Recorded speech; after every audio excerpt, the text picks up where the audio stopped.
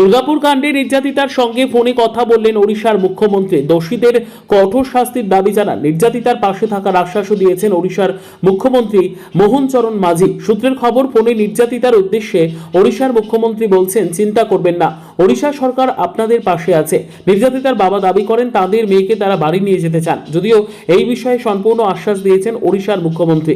সোমবার দুর্গাপুরে গিয়ে ওই তরুণী ও তার পরিবারের সঙ্গে দেখা করেন ওড়িশা মহিলা কমিশনের চেয়ারপারসন শোভনা মোহান্তি।